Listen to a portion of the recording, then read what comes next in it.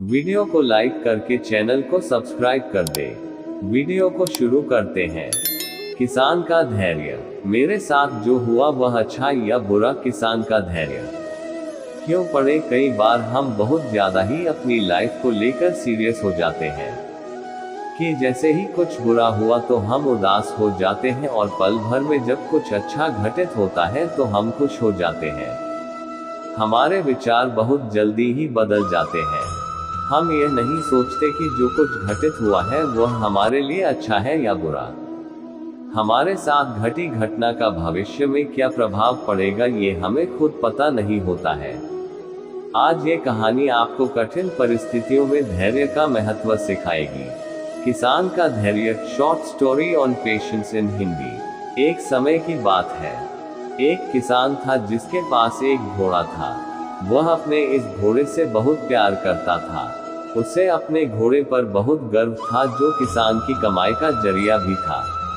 अपनी इस कमाई से किसान अपने परिवार का पेट भरता था। लेकिन एक दिन वह घोड़ा भाग गया।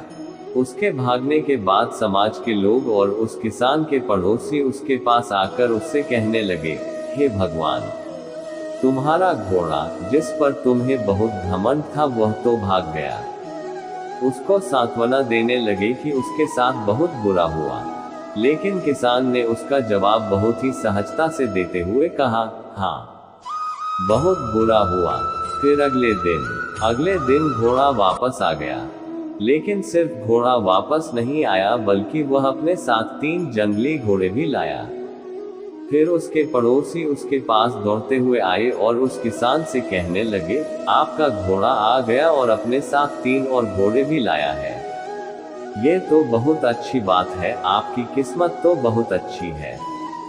किसान बहुत खुश हुआ, उनकी तरफ देखा, फिर उसका जवाब बहुत ही साधारण रूप से दिया और कहा, हाँ, शायद।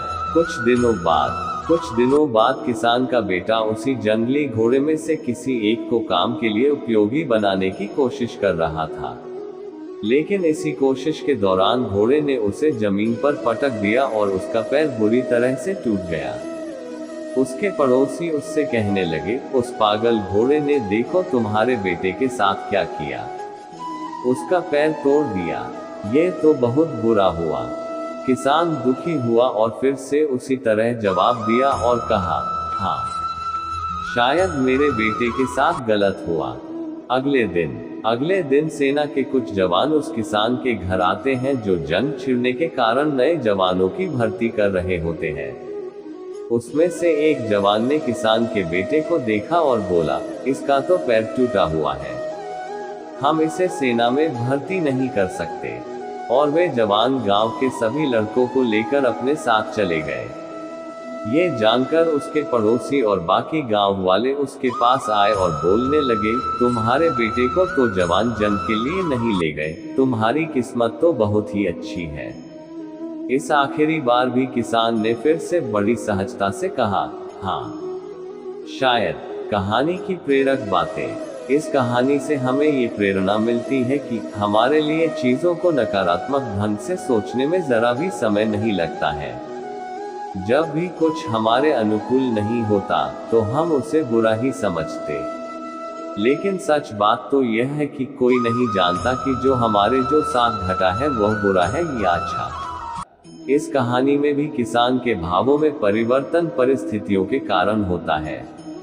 बुरी परिस्थितियों में वह नकारात्मक हो जाता है और अच्छी परिस्थितियों में वह सकारात्मक। इन नकारात्मक और सकारात्मक परिस्थितियों के बीच के समय में धैर्य रखना बहुत जरूरी होता है।